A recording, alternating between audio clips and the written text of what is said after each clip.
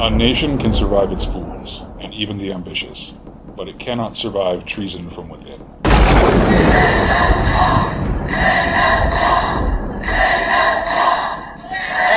been wrong about the wars. They've been wrong about jobs. They've been wrong about everything. The question is, are they stupid or do they have a plan? I actually think for the most part, they have a plan, but some are not too smart.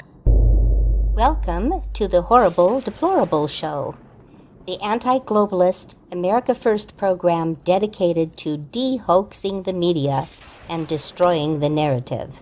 Here's your host, the founder and editor of the Daily Stir, Matt Wingard. Welcome to the Horrible Deplorable Show. My name is Matt Wingard, and with me as always is my good friend Doris. Hello, Doris. Hello, Matt. Welcome to our Gab community listeners, and this is your friendly reminder that you can listen to this episode and all of the past episodes on your favorite podcast listening app like iTunes, SoundCloud, Stitcher, Pocket Cast. We even uploaded to YouTube. It plays on the405media.com weekdays at 11 a.m. and weekends at 5 p.m. And we're on powellmediainc.com, and always, we put it on our website, thedailystir.com. If you enjoy this show, I'm hoping that you will make a comment, especially in the iTunes. If you're listening through iTunes, if you make a comment there, because it's a threshold to get to 50 comments, and we're not there yet, and we would love to get 50 comments, which will help the show to grow. The first thing I need to do is make a correction from last week's show. I was talking about the Florida shooting, and I mentioned the shooter's connection to a white supremacist group. I did that because that had just happened within hours of the podcast, and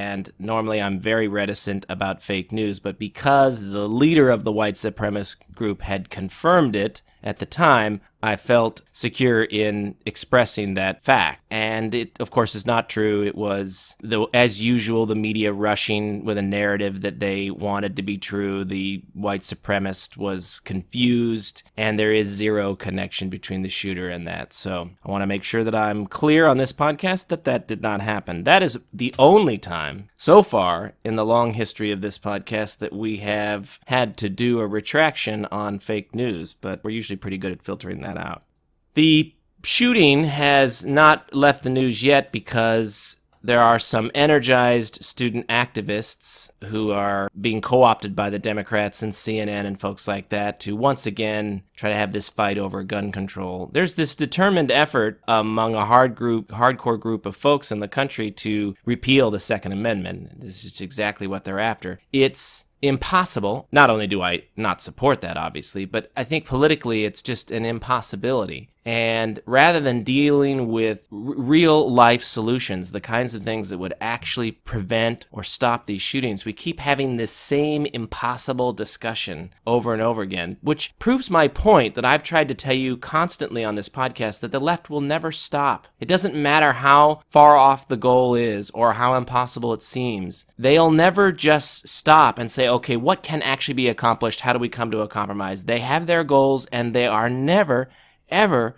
going to stop. But what are the things that can be addressed that never get talked about? For instance, we know that many of these shooters are taking mind-altering prescription drugs of one kind or another, usually related to depression and things like that. And we know from a long history with these drugs and millions of people using them, that you have to be very careful when you go on these drugs or when you come off of them. And even the medical community will say you should never just stop taking these drugs. It can cause psychotic breaks, things like that, and that you have to wean yourself off of them if you're going to come off of them. Okay, so of course you have a lot of these shooters are people in which somebody is not monitoring their medication, and we find out in many cases that they essentially did what a lot of people who deal with mental illness do, which is that they feel better or they don't like the way the drug's making them feel, and so they just stop taking it. And there's no one there to take notice of the fact that somebody who's been taking a highly influential drug has suddenly, on a Tuesday, just stopped taking the drug. And they are in real jeopardy of a psychotic break. Those things are happening all over the country all the time. Only a very small fraction of those turn into a mass shooting. But there is a connection between the use of these drugs. And what's lost in the discussion is people saying, well, but they're already mentally ill, so you're just confusing mental ill. But what we're not dealing with is the effect that these drugs have, especially when somebody just cold turkey stops taking them, and that they oftentimes become more depressed or more mentally ill in the short term than whatever their baseline mental illness is. These are the kinds of conversations that we're just simply not having. And it's also sometimes a case of that teenagers are taking their parents' medications, and their parents don't even know that they're taking them, and they get hooked on these kinds of drugs and go off of them. Ann Coulter made a good point, which I don't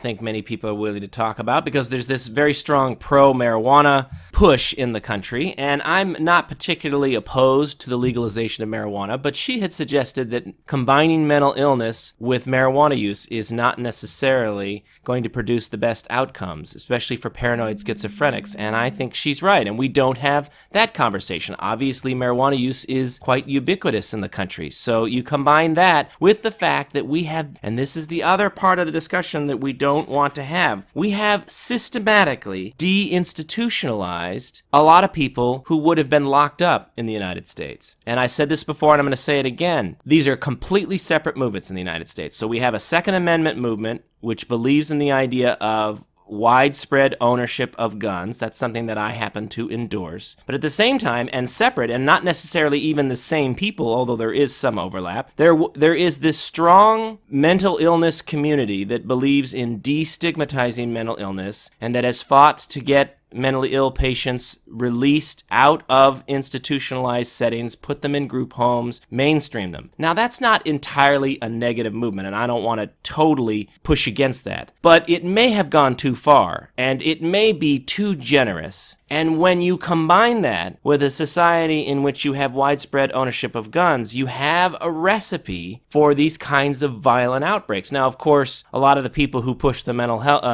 illness mainstreaming movement are the first ones to say, well, it is the Second Amendment that should give. It's the Second Amendment that should roll back when these two things come into conflict. I call Barbara Streisand on that. And how do they feel about someone taking out people with a knife instead? I mean, a gun isn't the only method of killing someone if you're intent on doing that because you're crazy. I think that, there's this hysterical CNN town hall that took place that was essentially just a Democrat rally that a bunch of never-Trumpers walked into and took some brickbats around. The CNN is nothing more than a propaganda outfit for the Democrat National Committee. If it were actually run by the Democrat National Committee, how would it look any different day to day on CNN? I do think, though, that we are in conflict here. And it's another unresolved issue. We talk about this on the podcast a lot, that we have growing populations in this country that really probably cannot live together because there's not enough overlap for a reasonable compromise to be instituted. The compromise is federalism, is the idea of allowing states to differentiate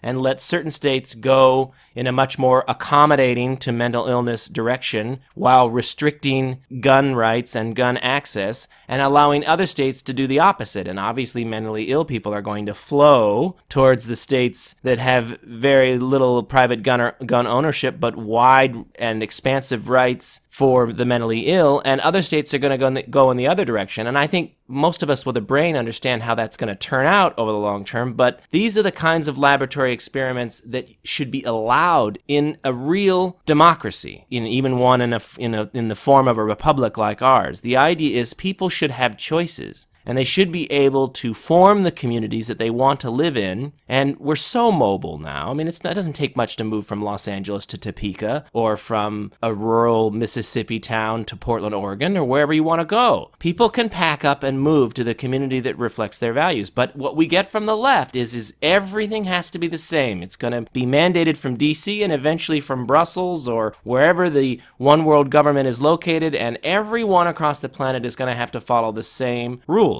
And obviously it's absurd, it cannot work, and it creates all this tension. When you try to take a country of 330 million people and you say we're going to have a one-size-fits-all society, it's a recipe for the kind of friction that we see now in this country that is only going to get worse. I think you have to let the blue states go in one direction and the red states go in the other, and it is the blue states that will not allow that. The red states have no problem with allowing the blue states to get more liberal. They won't allow us to get less leftist. I don't even like using the term liberal because the last thing that the left is actually classically liberal. I saw a bunch of stories this week, the mainstream media going in a bunch of crazy directions. There was an NBC story where this guy went to a school that has put in $400,000 worth of these smoke dispensers and strobe lights, and it's all designed to sort of harass and distract the shooter in the hallway. And they do these drills where the kids go to the back of the room and hold up their thick textbooks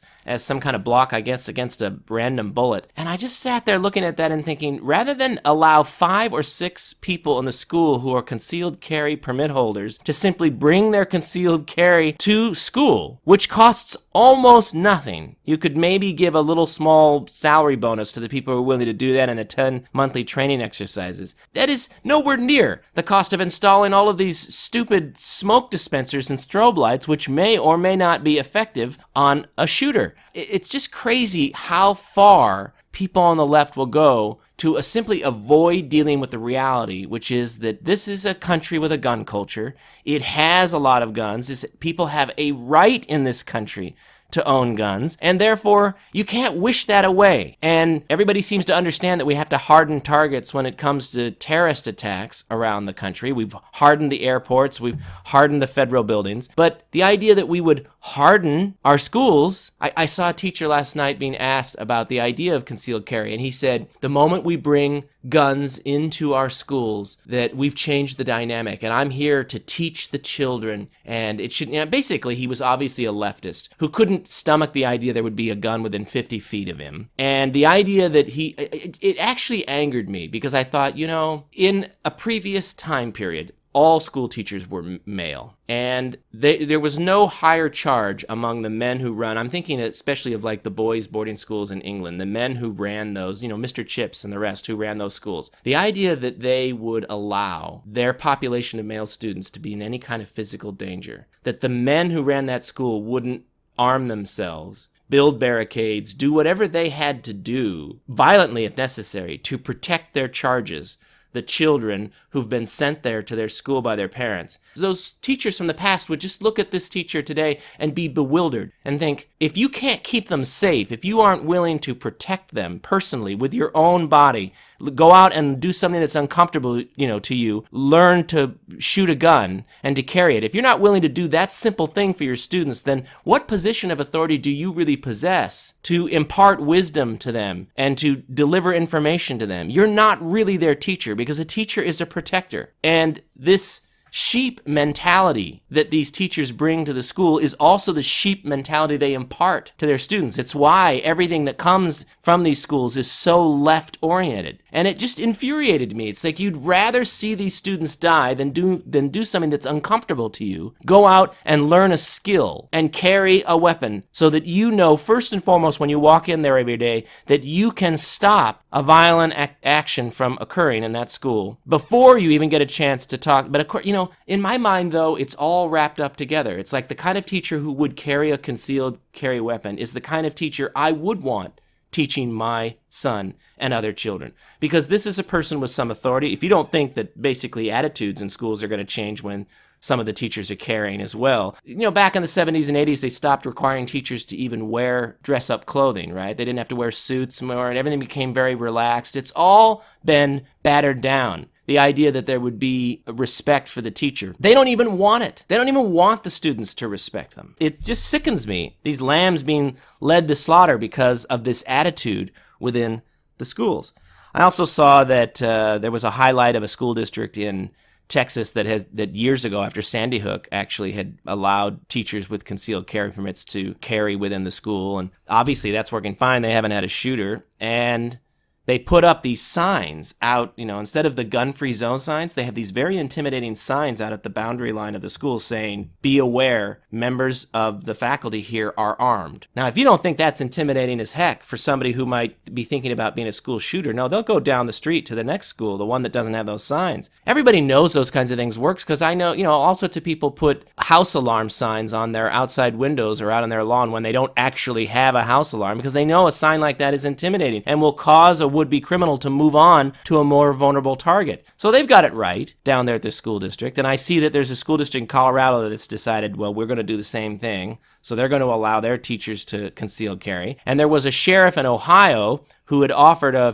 free concealed carry class to teachers who were interested. Immediately, within like 48 hours, 250 teachers had signed up. But will their school board allow it, I wonder? I think, again, everybody says, well, the teachers need to demand this. Unfortunately, most of them are so far left that they're not going to do that. And even the handful that might want to are going to get outvoted because it's all groupthink. It's a union-controlled activity. And so it's majority rule, essentially, and they're all very far left. So the handful of teachers that might already be concealed carry permit holders and would like to be able to carry, they're never going to be allowed to, no matter how hard they push. This has to come from the community. Gun owners in the community have got to go to the school boards and say, it is asinine that I have a gun at home to protect my child, and you will not allow another qualified concealed carry permit holder who is trained to protect my child at school. And frankly, folks, I cannot endorse sending your child to a public school that has such a hostile attitude to concealed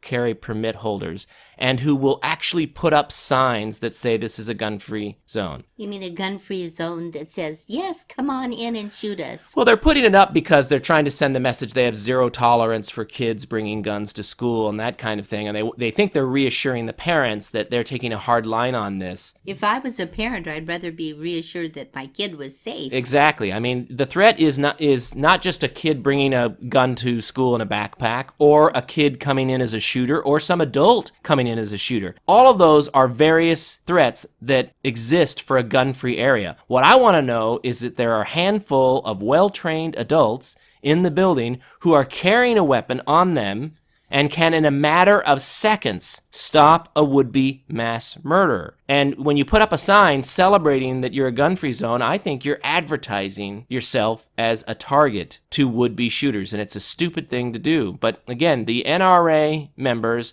the Gun Owners of America members, the people who are gun owners in this country, they're the ones that have to go to the school districts and say, I realize you're a bunch of lefties here, but you have a sacred charge. You have our precious children, and you will arm yourself to protect them, or you will not get our children. I see that the president has started to suggest this now. He got some pushback, and he put out some tweets this morning doubling down on it and saying, look, there's no reason why qualified people can't carry. I can remember the last time we had a couple of school shootings, people tried to suggest this and got absolutely shouted down. It's nice to see that we're actually getting some movement on that. Some districts are starting to flip. It may only be a trickle, but we can build on that. More people need to put pressure on districts to face the reality that you're not getting guns out of this society. You're not. And even if you thought you could, any far-left communists' best-case scenario is it would take 50 to 100 years to get the guns out of this country. So even if you were a far leftist, you'd have to admit that there is no plan on that side to actually save lives in the next couple of decades, which means that it's all just the kind of leftist pushing to change our society, radically transform America that we're used to combating. Anybody who's bringing that stuff up is simply pushing an agenda. If people are serious about trying to protect children, this is about having a real conversation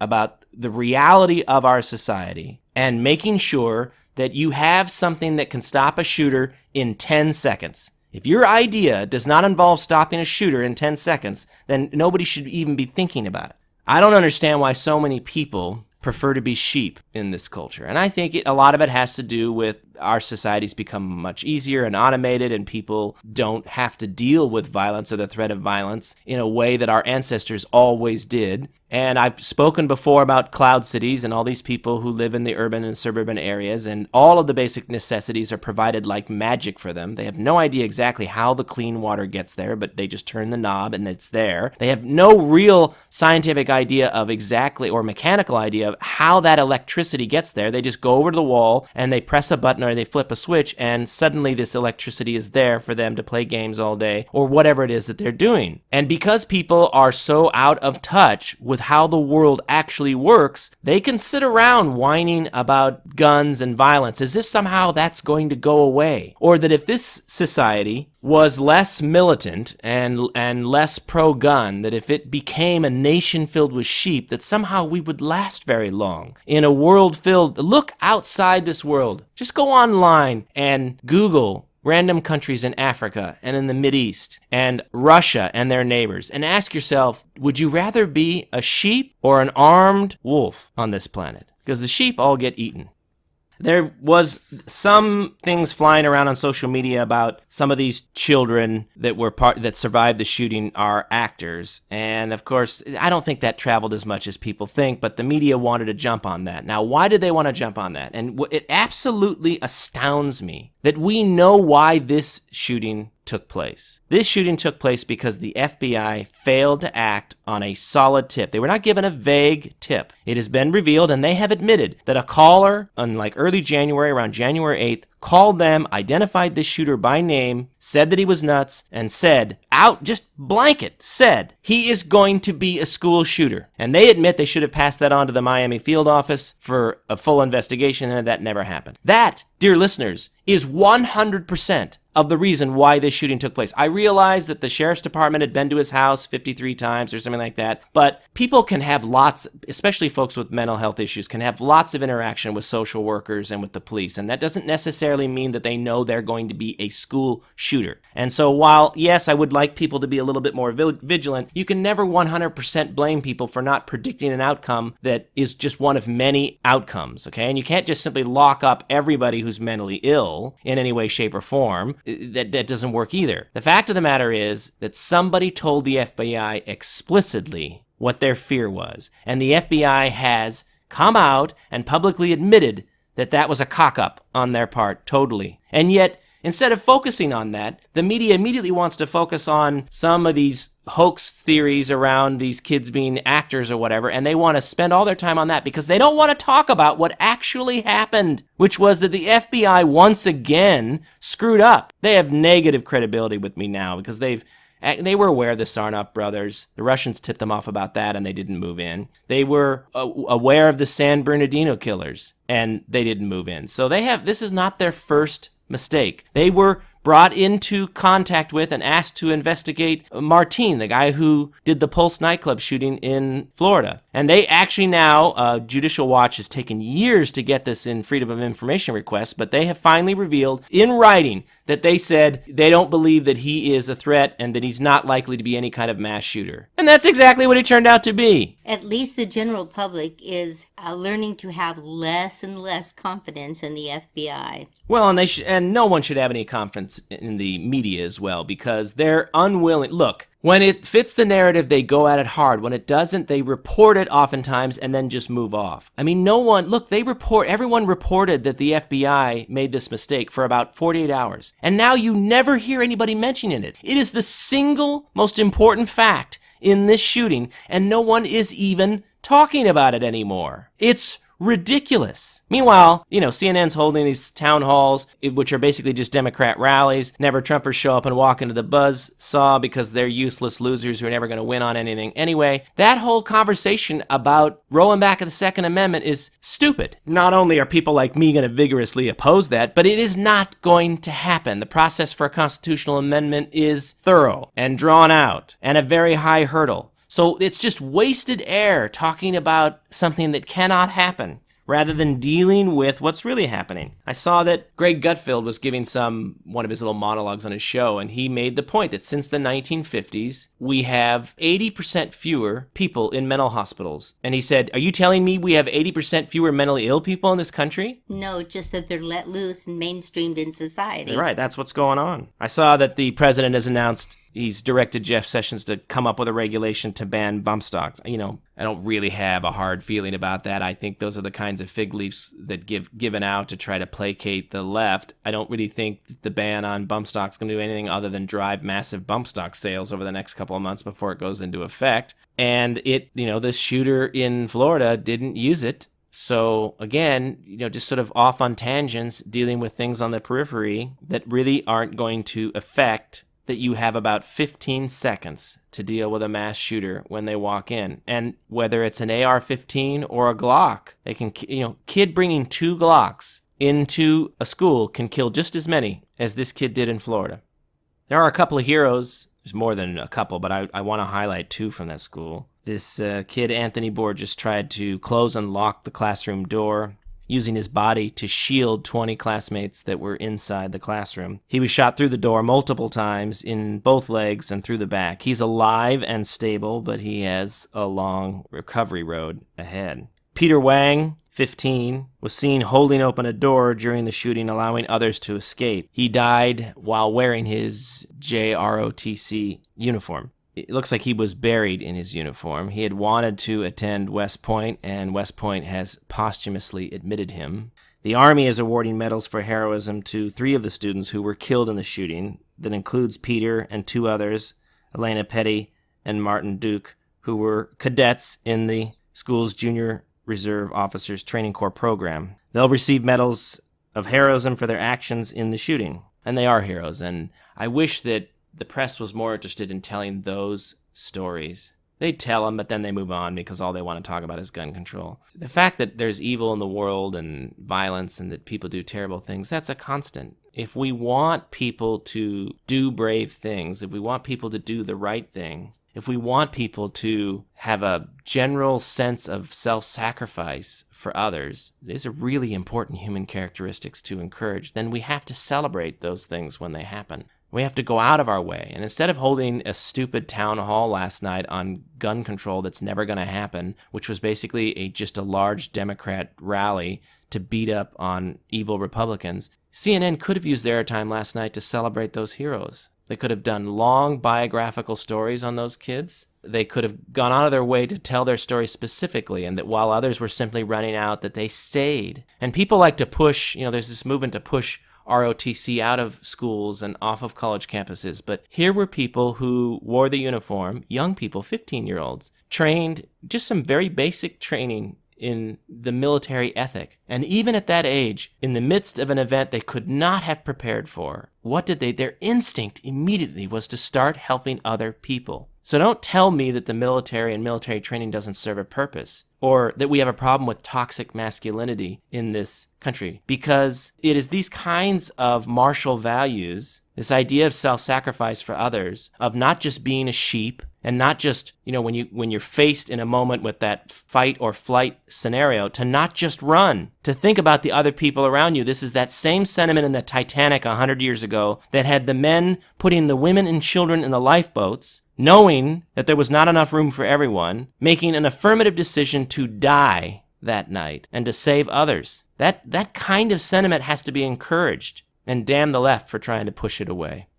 On this issue of mental health, I touched on it a little bit, the idea that we've mainstreamed this without really thinking through some of the side effects of that. I'm not actually sure what the secret sauce is for making sure that mentally ill people don't have access to guns. There's been this constant push over the last 30 years to destigmatize mental illness, to not punish people for coming forward and admitting that they have a mental illness, because you want people to get the medication they need, you want people to get the help they need. And if you start saying things like, you're going to lose some of your constitutional rights, people are going to go back to hiding those kinds of things about themselves. They're not going to be willing to have honest conversations about them. And of course, the vast majority of people who are dealing with depression or some other form of mental illness are not a violent threat to other people. And you can't simply lump them all into one large group and say none of those people can have their Second Amendment rights. It's going to be a very difficult needle to thread. The first thing that needs to happen is that there needs to be a recognition by the person that they are mentally ill. So how do you start to get over that hurdle? And it's something that people who are mentally ill are dealing with right now. That's a constant ongoing conversation. But I will say that this ties into politics in one way. We have been pushed so very hard not to judge people who are mentally ill and not to make any kind of a negative assessment, and that it's essentially just a disability like any other, and you wouldn't avoid a person who's got a missing leg or any other kind of physical disability. And again, it's been part of this idea of mainstreaming the mentally ill so they don't feel ostracized in society. And to an extent, part of that I can understand and actually endorse. I don't want people to feel ostracized. But at the same time, it's all part of this war on noticing. It's part of the same movement that says women can be can do everything that male firefighters can do. And now the Marine Officers Corps is lowering their standards because not enough women were passing, right? Out of one side of our mouth, we say men and women are the same, even though we all know that's not true. And then in the real world, what happens is physical requirement standards have to come down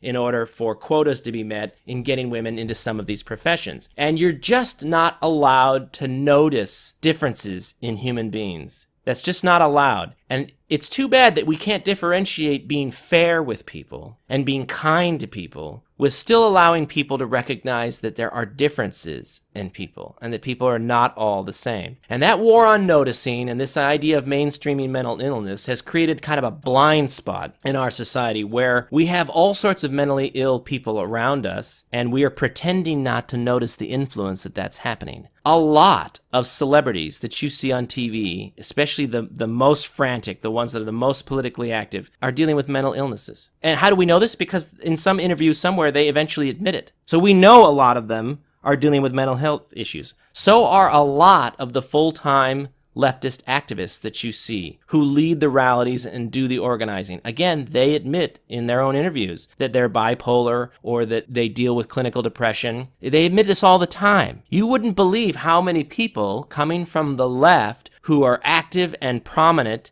in one movement or another are actually suffering from a mental illness. Like the Antifa? A lot of them. Absolutely. But because we're not allowed to notice that, we just deal with other things like what is it they're saying? What is it they want? How do we compromise? I mean, it just becomes a political discussion. Instead of asking ourselves, why are we having debates with? Why are we allowing whole movements to be led in this country by people who are mentally ill, who may or may not be medicating correctly, and who may not be of sound mind? So I'm pointing that out to you. As you watch cable news, as you read the newspaper, as you see the leftists in action, remember that a lot of the people that we're dealing with are actually mentally ill. And in some cases, it's fully treated, and sometimes, in many cases, it's only partially treated. And in quite a few cases, it's not being treated at all. And yet everybody on their side is simply ignoring that elephant in the room and just treating them like the next person. But a lot of hysteria that you see, and a lot of the violence and the anger and the irrationality that I know a lot of us who don't have mental health problems see from the left doesn't make a lot of sense until you understand so many of the people. And again, I'm not talking about the broad movement. I'm talking about the leaders,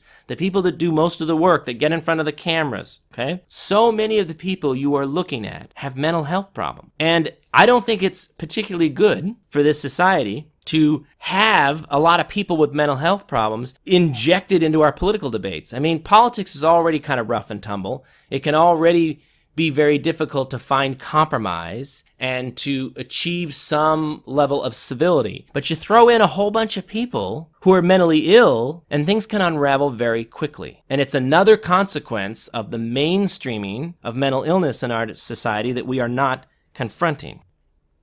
Trump endorsed Mitt Romney in his run for Senate. That was the most difficult Trump retweet that I had to do, because I do that on my social media accounts. I retweet all of his tweets, and I really did not want to retweet that one. I think if we're looking to Trump to eliminate the never-Trumpers in the GOP, that's a mistake. He is now an elected official. He's the president of the United States. He has to work with the people that we send there, and there are a whole bunch of never-Trumpers there. When they become completely unhinged like Jeff Flake, he will eventually confront them. But, he's dealing with Mitch McConnell, who has to keep his caucus in line. There's only 51 votes there now. And Ryan has to deal with a caucus that's fractured as well. And the president tries to sort of pick his shots. It's not on him to eliminate the never-Trumpers from the GOP. It's on us. No one's running in the primary against Romney. What is Trump to do? it looks like a fait accompli that this guy's going to be the next senator from Utah, and he needs his vote. So he's trying to play nice with others, something the press always says he can't do. We are the ones that have to stop people like Mitt Romney from getting into the Senate. Folks, those folks in Utah listening to my voice right now, don't do it. This is just, I mean, we're in the process of getting Jeff Flake out of the Senate. You're simply putting Jeff Flake back in the Senate by electing Mitt Romney. I have to believe, and I will until the last second when they announce Romney as the winner, I have to believe that the Mormon community in Utah is not this thick. The guy is not, he may be a fellow Mormon, but he's not from Utah. He didn't raise his kids there. They weren't born there. He's simply just recently relocated his address there. His only connection to Utah was he was brought out to save the Olympics. My God, folks, it's got to take more than that to become an elder statesman in your community. You're telling me among the entire Mormon community in Utah, there aren't thousands of better choices than Mitt Romney. I mean, come on. This is a big, big mistake. And the people of Utah, the Republicans in Utah, need to think really seriously about this, because you're going to be tied to this guy for a decade or two if he gets in there. He's not going anywhere. Senators serve 6-year terms, and in a place like Utah, unless he's challenged in a primary, he's not coming out. And the rest of the Republican Party, the rest of the anti-left movement in the country is going to judge those of you in Utah based on this guy. You don't think I don't hold the Republicans in South Carolina responsible for the fact that Lindsey Graham keeps getting reelected? I am not happy with the Republicans in South Carolina. I can't believe for a second that they're allowing that guy to continue to serve them. He's up for re-election in 2020, and I assume at this point that someone is going to challenge him. But, you know, people of Utah, you can't elect this guy and not expect that some of this judgment's going to rain down on you as he continues. Look, I don't care how nice he plays during the election. When he gets in there, he will turn immediately into John McCain and Jeff Flake. And he will oppose the president, and he will tisk the president, and he will attack him for being uncivil. It will go on constantly, month after month, year after year. And you, my dear voters in Utah, will be held accountable for that. So we finally got some immigration votes in the Senate. I've been waiting for there to be a bill so that everybody can kind of bring their versions of immigration, because we need to get these guys in the Senate on the record. They all try to be on both sides of the issue and talk out of both sides of their mouth. And we finally got, basically they brought 4 amendments, which was 4 different bills forward. All of them were defeated. And of course, the open borders bill got the most votes. But we're going to identify, look, the Trump-backed Grassley bill, which was not perfect, but definitely had a lot of the things on the list that we've talked about, ending chain migration, lottery, that kind of thing. And it did have the amnesty in it, but it was a 10-year path. There were only 39 votes for that. There are 51 Republicans, folks, and there were only 39 votes for that bill. The one that got the most was the Schumer giant amnesty bill, 54 votes for that. And then I won't go into the details, but essentially over the course of these 4 amendments, we were able to identify 18 members of the Senate Republican caucus who are clearly open borders supporters. Okay, and that is, pay attention voters, John Thune in South Dakota, Susan Collins in Maine, Jeff Flake in Arizona, Lisa Murkowski in Alaska, Ben Sasse in Nebraska, John Barrasso in Wyoming, and Mike Enzi in Wyoming. That's the full slate in Wyoming, folks, plus Mike Rounds in South Dakota. So that's the full slate in South Dakota, folks. Mike Lee in Utah, Jerry Moran in Kansas, Steve Daines in Montana, James Inhofe in Oklahoma, Rand Paul in Kentucky, John Kennedy in Louisiana, of course Lindsey Graham in South Carolina, Lamar Alexander in Tennessee, Johnny Isaacson in Georgia. Come on, folks. And Cory Gardner of Colorado, who is the chair of the Senate Campaign Committee.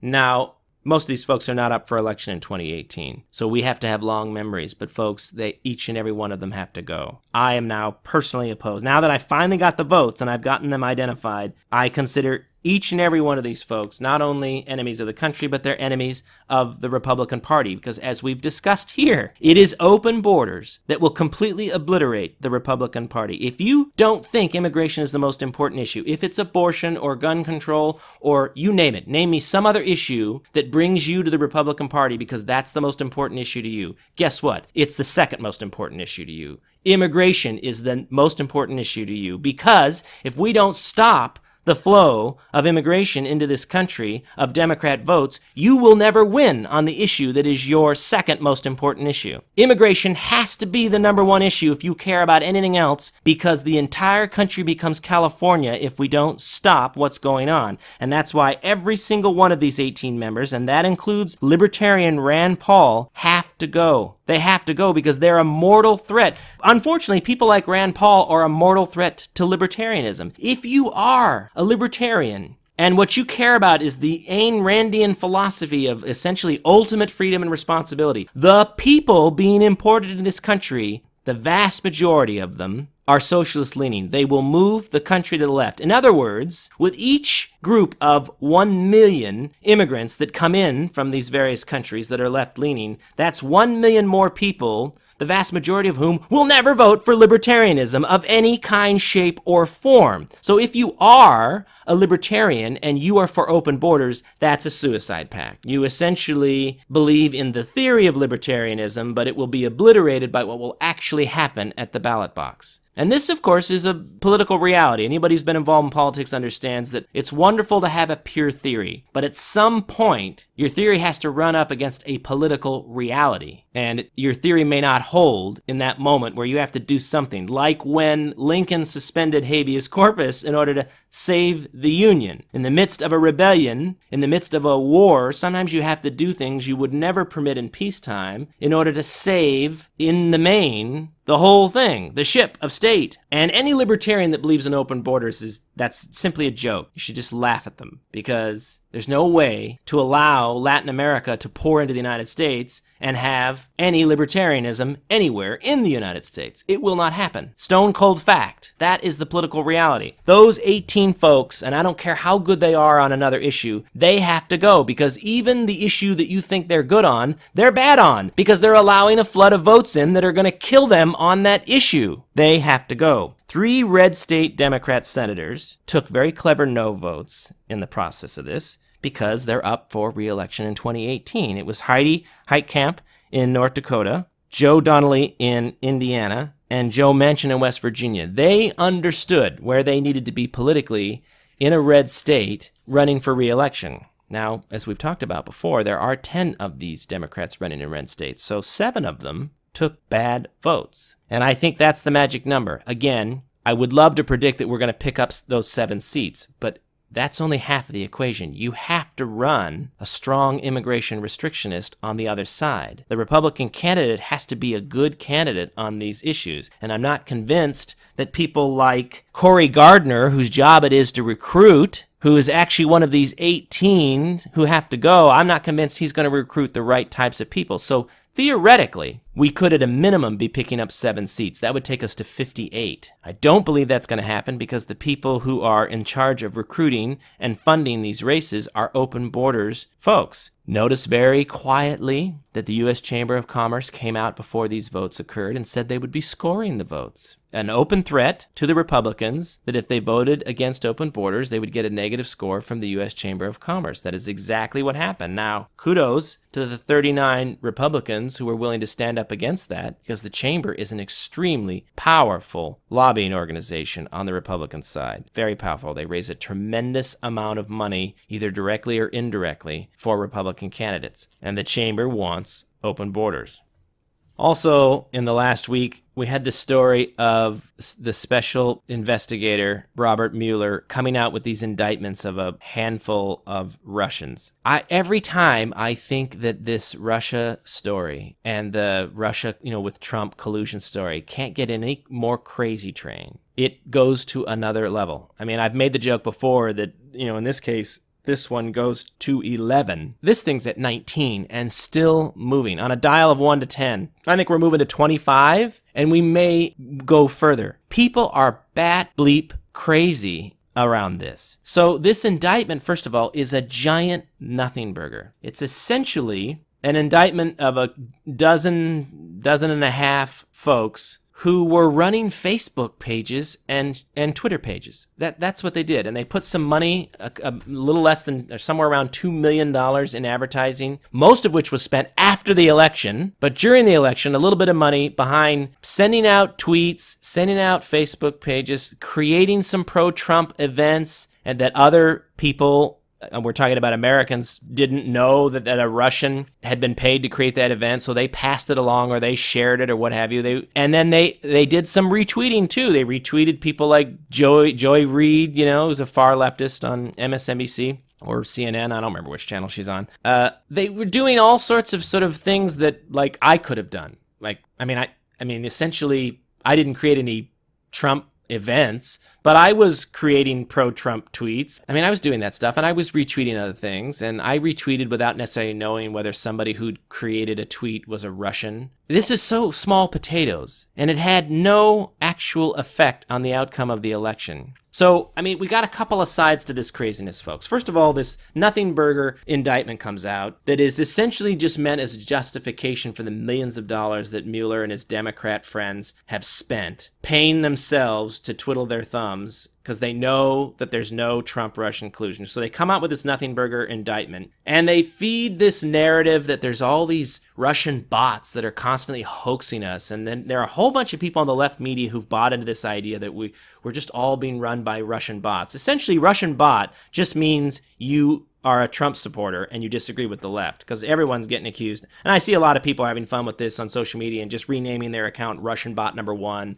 Russian bot number 2, which is the kind of way we should treat it. We should just laugh at this because it's so hysterically stupid. And it turns out that a lot of this Russian bot crap is coming from a group that was formed after the election called Hamilton 68. And it's run by Bill Kristol and a bunch of never Trumpers. There's a chief of staff from Rubio's campaign or office is over there as part of this. And it's a secretive group that claims that it's identifying and tracking Russian bots and then putting out press releases saying, here's what the bots are doing out in social media. So they put out a story saying they were responsible for taking Al Franken down. And they make all these claims, but they don't allow anybody to see their methodology. So no one can find out which accounts they've identified as Russian bots. No one can find out what criteria they're using for determining whether someone's a Russian bot. They just put out these pronouncements, and the media goes absolutely nuts, just putting it out like a virus.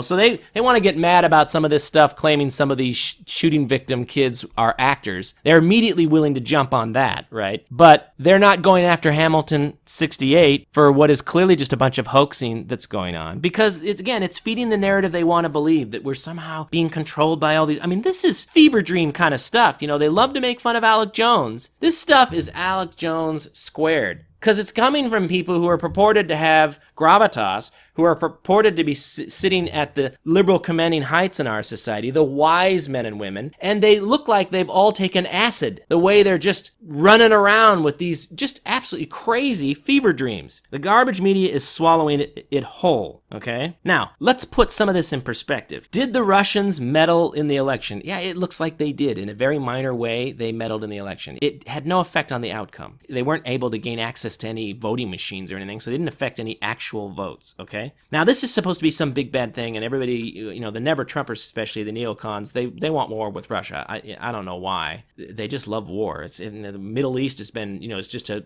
steaming pile of rubble, and now they'd like to go have a war with somebody who has a giant nuclear arsenal. It's stupid, and Russia's not a good actor. I've said this before. They got lots of problems in Russia, but they're not really a threat to us. They're a threat to some other people around them, but they're not really a threat to us, and they're not exporting communism all over the world, so why do we care? Did Russia meddle in the election? It looks like they did a little bit. Guess what, folks? Mexico meddled a lot more. Mexico and their leadership was openly meddling in our election and pushing back against one of the two prime party candidates and openly advocating for people in this country, including many of their citizens that are in this country, to vote for one candidate and against another. That dwarfs anything that the Russians were trying to do. The Chinese meddle in our elections. They give all sorts of money. We found out during the Clinton era in the 90s that they were surreptitiously shipping money into American campaigns. That, by the way, is still going on. The Chinese find all sorts of ways to ship money into American campaigns.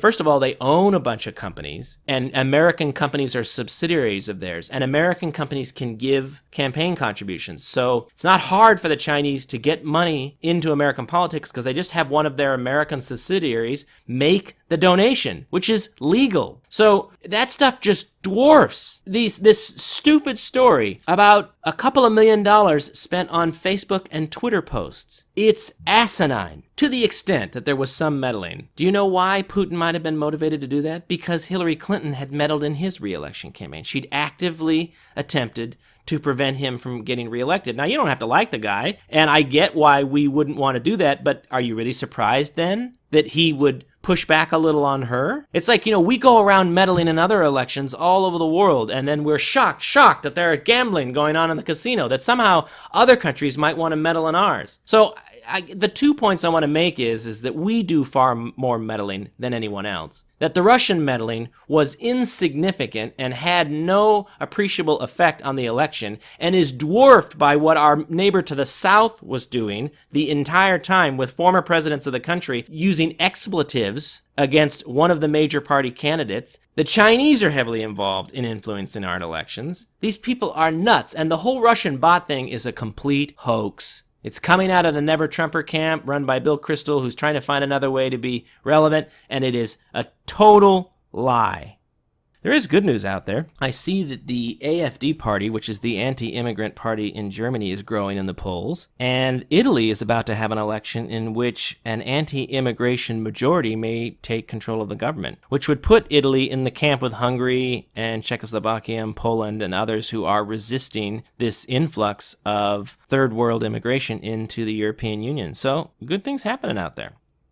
How much of a dumpster fire is CNN? In just the last week, they sent a reporter to St. Petersburg in reaction to the Mueller indictments, and he was actually dumpster diving on live TV. He went to one of these organizations that was he went to their building in St. Petersburg and rifled through their dumpster and then proceeded to share with CNN viewers what he'd found in the trash. It was also announced this week that their primetime ratings are down 30%. Then I saw a snapshot of a couple of chyrons that they put up, because CNN has taken to actually putting commentary in their chyrons. So while Sarah Sanders, the White House spokesman, was talking, they put up one chyron that said, Trump, and they're essentially quoting her, Trump has been tougher on Russia in 1 year than Obama was in 8. And then in parentheses they had, no, he hasn't.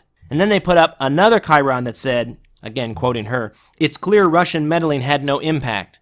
And then they put in parentheses, no, it's not. So they're literally like crazed people screaming at they run a television channel, and yet they're yelling at their TV. Like an old guy sitting in a lounge, a lounge chair in his socks. Lastly, and in just the last week, CNN took the Russian bot story and the indictments and went and found a Florida woman who had created a pro-Trump Facebook page. And I guess one of the things that these people in the indictment had done was they had created a pro-Trump event and asked people to attend it, I assume somewhere there in Florida. So this woman sees this event on Facebook and she shares it with her group, something that I'm sure hundreds of other people did. Well, she was duped by the Russians, according to CNN. So they sent a reporter to her house to confront her and to ask her if she felt like she was a Russian agent or if she had any regret. I mean, literally to confront this woman like she was one of these people running a nefarious business that CNN or 60 Minutes used to go and confront. This poor elderly woman, who did a masterful job of basically telling them to F off and go away, she got doxxed because of this. They had clearly given away where she lived, and now she's being harassed by leftists on Facebook. They care a lot when it's these kids in the Florida shooting. They don't care when it's a Republican that supports Trump. It's just despicable. I mean, it's just a garbage fire over at CNN. Sundance, who has the website Conservative Treehouse, I noticed, interestingly, had an essay about why he thinks Trump will withdraw from NAFTA right after the Olympics. And without getting into too much detail, South Korea is sort of part of this whole thing because we're trying to negotiate a deal with the South Koreans, a trade deal. And Sundance's point is that Trump wouldn't want to do anything that would offend them when they're on the world stage right now hosting the Olympics. So he would wait until after that. But invite you to check out the article. He has a bunch of points about why he thinks that the conversation is essentially completely stalled. What is happening is countries like Korea and China and others are using our North American Free Trade Agreement to bypass our trade laws. So we have these free trade agreements with Mexico and Canada, and what they do is they ship their products into Mexico and to Canada and then into the United States from there. And they might do a little bit of tinkering with it or assembly at plants and places in Canada and Mexico, but then it comes in through the North American Free Trade Agreement. And that this essentially is a workaround for a lot of other countries, especially out of Asia, and that Trump is determined to stop that, and that they've pressed the Canadians and the Mexicans that this is a deal breaker and that it has to stop, and that they have no interest in doing that. Neither country has expressed any interest in compromising. So he believes the president is going to announce a withdrawal from NAFTA shortly after the Olympics finishes. We'll keep our eyes open and see if that turns out to be true. Speaking of the Olympics, Doris has got a DVR stacked full of the Olympics. She's quite a few days behind because she's got a fundraiser that she's doing a bunch of work for, so she's been a bit distracted. But what do you think of the Olympics so far? Americans haven't really been doing very well, and the ratings are down big time. Well, a couple of the Americans that were supposed to win gold have not, of course. But it's really not surprising that Norway and snow countries are winning so many of the medals. And it's very entertaining to watch the Olympics. So if you have time, do so. We don't tend to do as well as a team generally in the Winter Olympics in the way that we do in the Summer Olympics. But even for us, this has not been a particularly good showing in the Winter Olympics. I went to see Black Panther. Doris did not have an interest in seeing the Black Panther, so I did. And I will say I'm giving the movie a B. This movie has become very political in the sense that the left has tried to make it some kind of cause celeb. And there's been a lot of talk on the right about whether it's pushing some kind of a social justice warrior theme. You've heard me on this before. I think most movies have some level of social justice warrior-ism in them. I don't think this one is particularly egregious. Frankly, it's kind of a live-action retelling of The Lion King. And Marvel's made a bunch of movies at this point, and I would put it kind of towards the middle, maybe slightly better than average as far as Marvel movies. It's a perfectly fine story, and it's an entertaining movie. The left, again, tries to make a big deal out of the fact that it's an all-black cast, as if that hasn't happened before, and yet it has. And they're also, the sort of craziest take on this is this idea that somehow this pretend African country that's hidden in the jungle and has all these technological advancements called Wakanda is some kind of model. I don't know how a fictional world that doesn't exist in reality and has a technology that is not real can be a model for Africa or for minorities. None of that makes any sense to me. However, even in a fictional story, it's good to have role models that have upright morals. And I would say that is nicely projected in the film. It is basically an all-black cast, and for the most part, people are living very noble lives and making good ethical decisions. And so I always like to see that rather than the fact that, blacks find that they always have to be cast as the drug pusher or something, or the gangland leader. And I know a lot of Asian actors feel like it's always the kung fu movie or the Chinese restaurant scene that they get cast in. So I think it's fine. I think they've carried off the movie very well. I think the movie is far more conservative than the left thinks that it is. It is not an open borders screed by any stretch of the imagination, and it's basically entertaining. That's about all the time we have for this show. You can always find this episode or other episodes of this show on iTunes, SoundCloud, Stitcher, Pocket Cast, and YouTube. This is a labor of love, but we need you to share it with others and to put a comment on whatever app you're using to listen to the show. If you would give us some feedback and make a comment, that would be very helpful to growing the audience for the show. Trump supporters, you are not alone. Goodbye, Doris. Goodbye, Matt.